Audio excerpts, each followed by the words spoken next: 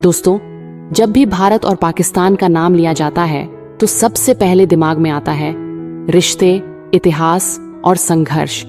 ये दोनों देश कभी एक ही थे, एक ही मिट्टी, एक ही संस्कृति और एक ही धड़कन। लेकिन बंटवारे ने दोनों को अलग कर दिया। सीमा पार से उठती गोलियों की आवाज, आतंकवाद की परछाई और वहां के आतंकी संगठनों की खबरें, ये सब अक्सर हमें बेचैन करती हैं। लेकिन सच ये भी है कि पाकिस्तान के आम लोग भी इन हालात से परेशान रहते हैं। वहां की गलियों में चलने वाले बच्चे भी उसी तरह डर के साए में जीते हैं जैसे हम। और फिर आता है कश्मीर। कश्मीर की घाटियां जितनी खूबसूरत हैं, उतना ही दर्द उनके पीछे छिपा है।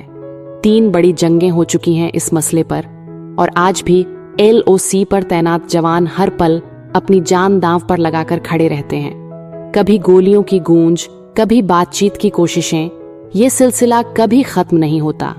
लेकिन सब कुछ सिर्फ तनाव नहीं है। अगर दोनों मुल्क मिलकर काम करें तो सोचिए कितना बदल सकता है। दवाइयों से लेकर कपड़ों तक, खेती से लेकर टूरिज्म तक, दोनों देशों की अर्थव्यवस्था एक दूसरे के साथ जुड़ जाए तो करोड़ों लोगों का भविष्य बदल सकता है। अफसोस, ये सपने अक्सर राजनीति के शोर में दब जाते हैं। अब जरा संस्कृति की ओर नजर डालिए। पाकिस्तान और भारत दोनों की रगों में एक जैसी धड़कन बहती है। वही गाने, वही कहानियां, वही जुबान की मिठास और वही खाने का स्वाद। पाकिस्तान में लोग आज भी बॉलीवुड फिल्मों पर झूमते हैं और भारत में गजल, कव्वाली और पाकिस्तानी ड्रामों के दीवाने हैं।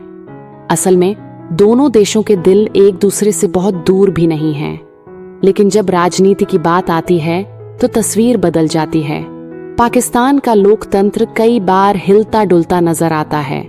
कभी चुनी हुई सरकार गिरा दी जाती है तो कभी फौज की ताकत छा जाती है। मीडिया पर भी पहरा रहता है और भारत में बैठा हर शख्स यही सोचता है, पड़ोसी मुल्क में असली सत्ता किसके हाथ में है। सीमा की कहानियां और भी गहरी हैं। सियाचिन ग्लेशियर, दुनिया का सबसे ऊंचा रणक्षेत्र, जहां -40 डिग्री में भी सैनिक डटे रहते हैं। वहां सिर्फ दुश्मन से नहीं, बल्कि बर्फ, तूफान और मौत से भी लड़ाई होती है। भारत के हजारों जवान अपनी जान गंवा चुके हैं, लेकिन यह विवाद आज तक हल नहीं हो पाया। पाकिस्तान की सामाजिक तस्वीर भी भारत को हमेशा सोचने पर मजबूर करती है। वहां की महिलाओं की हालत कैसी है? अल्पसंख्यक कैसे जी रहे हैं?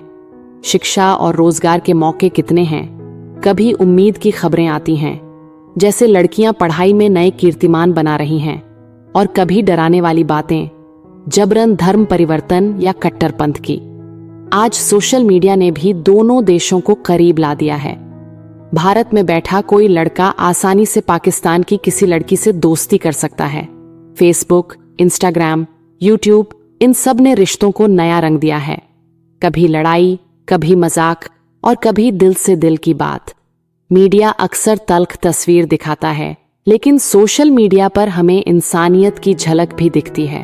तो दोस्तों, पाकिस्तान की कहानी भारत की नजर से सिर्फ दुश्मनी की नहीं है। इसमें जंग की कड़वी यादें भी हैं और दोस्ती की मीठी ख्वाहिश भी।